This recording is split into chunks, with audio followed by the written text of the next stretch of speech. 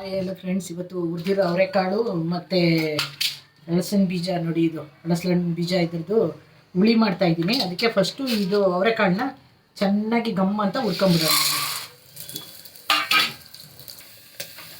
ನೋಡಿ ಹುರಿದಿದ್ದಾಗಿದೆ. ಈಗ ಇದಕ್ಕೆ ನೀರು ಹಾಕೊಂಡು ಫಸ್ಟು ಒಂದು 3 ವಿಷಲ್ ಕೂಗಿಸ್ಕೊಂಬಿಡೋಣ.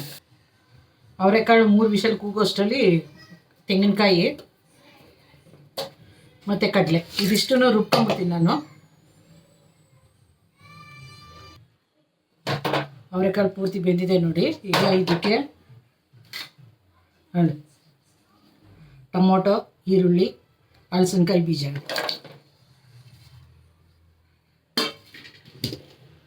ರುಬ್ಬಿರೋ ತೆಂಗಿನಕಾಯಿ,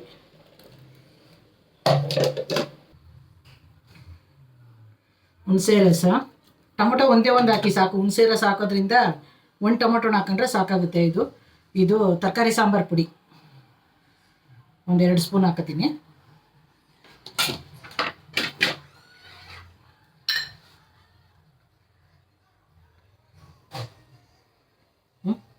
ಉಪ್ಪು ಇದಿಷ್ಟನ್ನು ಇವಾಗ ಮತ್ತೆ 2 ವಿಷಲ್ ಕೂಗಿಸ್ಬಿಡೋಣ. ಇದನ್ನ ಒಂದು ಸಾರಿ ಉಪ್ಪು ಸರಿ ಇದೆಯಾ ನೋಡ್ಬಿಡಿ. ಉಪ್ಪು ಖಾರ ಎಲ್ಲ ಕರೆಕ್ಟಾಗಿದೆ. ಈಗ ಇದಕ್ಕೆ ಸ್ವಲ್ಪ ಕೊತ್ತಂಬರಿ ಸೊಪ್ಪು ಹಾಕ್ಬಿಟ್ಟು 3 ವಿಷಲ್ ಬರೆಸ್ಬಿಡ್ತೀನಿ ನಾನು.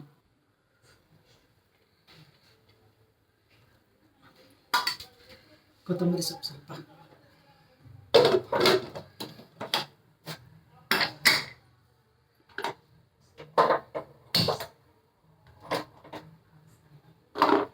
ಮೂರು ವಿಷಲ್ ಬಂದ್ಬಿಡ್ಲಿ. ಅದು ಸಾಂಬಾರು ರೆಡಿಯಾಗಿದೆ. ಇದಕ್ಕೊಂದು ಒಗ್ಗರಣೆ ಕೊಟ್ಬಿಡೋಣ. ಸಾಸಿವೆ, ಕರಿಬೇವು, ಸ್ವಲ್ಪ ಇಂಗು,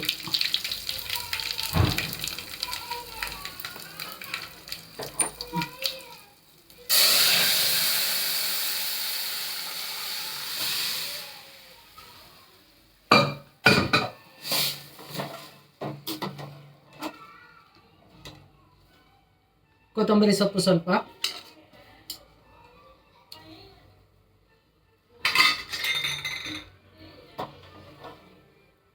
ನೋಡಿ ಹುರಿದ ಅವರೆಕಾಳು, ಹಲಸಿನಕಾಯಿ ಬೀಜ, ಸಾಂಬಾರು ರೆಡಿ. ಮುದ್ದೆ ಮಾಡ್ಕೊಂಡು ತಿಂತಾಯಿದ್ರೆ ಸೂಪರಾಗಿರ್ತದೆ ಸಾಂಬಾರು ರೆಡಿ.